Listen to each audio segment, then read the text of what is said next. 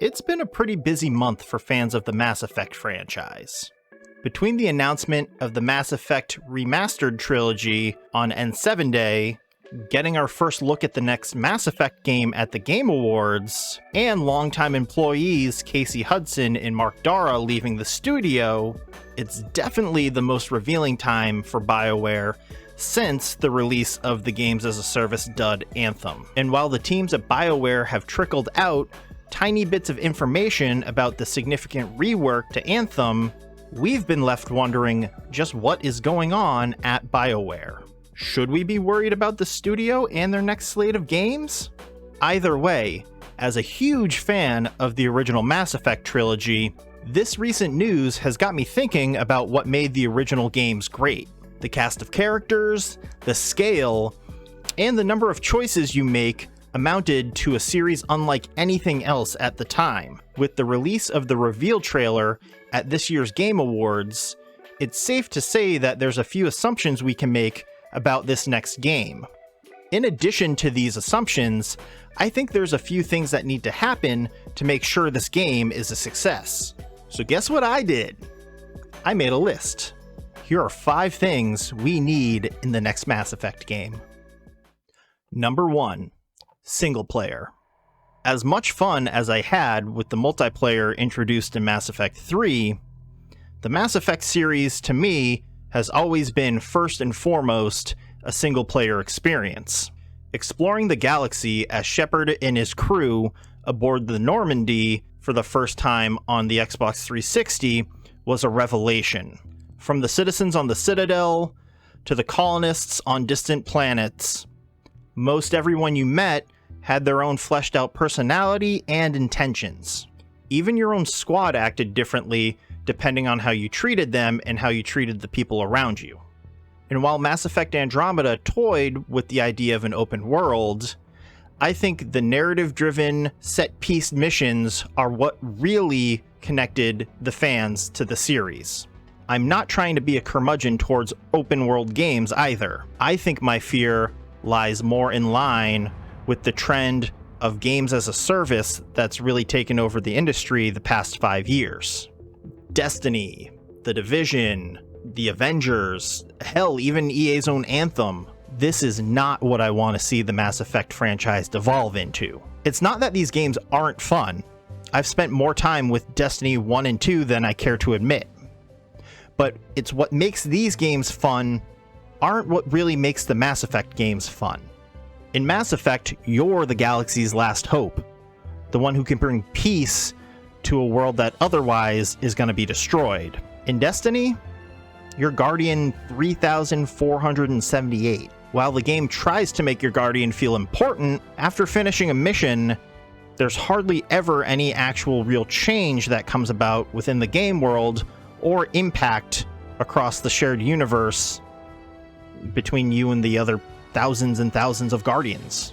While Mass Effect allows a discrete level of customization on your gear and your player character, the focus is on the narrative, not the shiny new toys.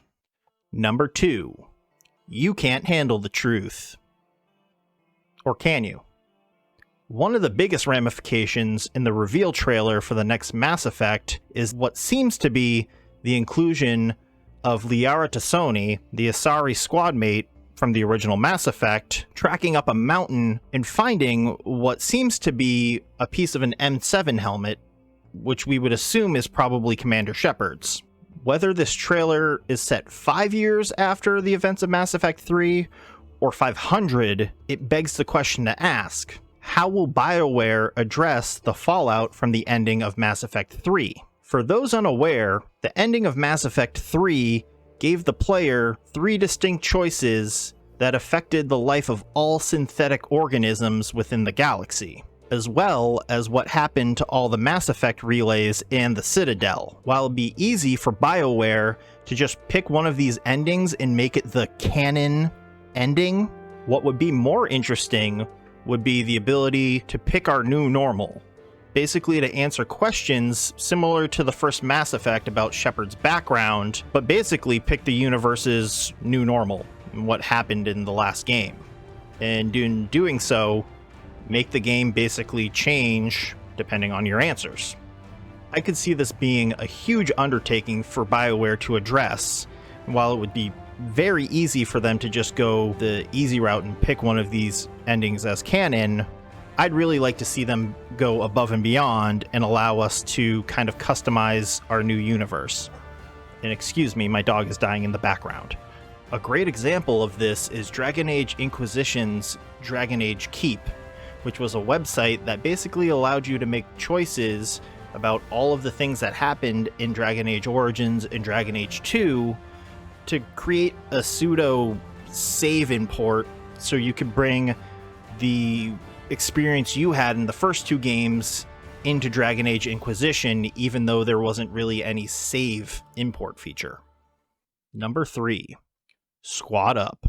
While Commander Shepard and Pathfinder Ryder have had their fair share of squad mates throughout the Mass Effect series, it would be awesome to see the inclusion of some pre-existing races that we haven't seen as a squad mate in the previous Mass Effect games as one. It would be awesome to see the inclusion of some pre-existing races into the next main character's squad in the next game. We've had our fair share of Asari, Turians, and Krogan in our crew in past installments. Let me see our new protagonist be brothers in arms with a Batarian, or better yet, give us a Volus on our team who overcompensates for their size with biotic skills that would make Jack blush. Some new alien races would be cool too, as long as the story justifies their inclusion. But let's be honest, we all really want to see Son of Blasto in our team. What kind of crewmates do you want to see our new protagonist team up with? Let me know in the comments.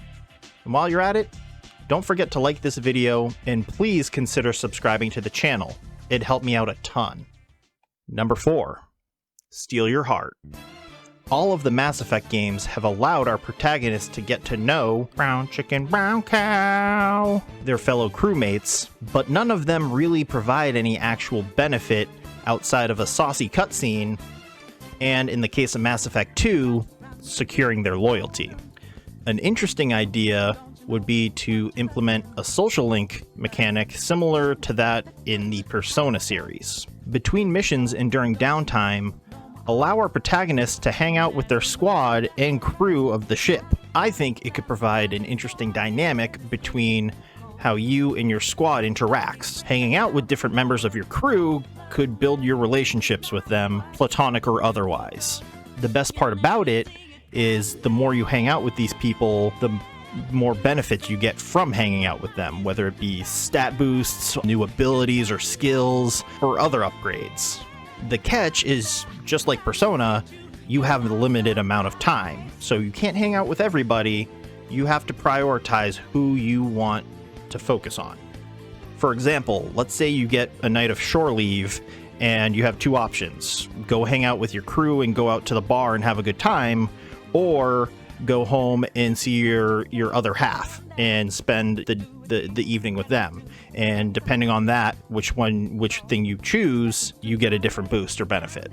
I think it could add an interesting dynamic to the series and make each player's experience that much more unique. Number 5, Mass Effect Origins? Taking a page out of Dragon Age Origins book, the protagonist should be able to pick what class they want to play at the beginning of the game and their backstory. Depending on your selections, the opening scenes of the game should be different from one another. In addition to this, it'd be cool to see NPCs treat you differently depending on your class or background, and even your squad might feel one way or another. It wouldn't wind up having the biggest impact on the game, but BioWare did it 10 years ago with Dragon Age Origins, so why not now? BioWare has a bit of a reputation to rebuild, so really trying to knock it out of the park with this next Mass Effect game could go a long way in getting back in gamers' goodwill. That's it for this episode. Is there anything you want to see in the next Mass Effect game that I didn't talk about? Let me know in the comments. And thanks for watching, and please don't forget to consider subscribing and liking this video. I'll see you guys next time.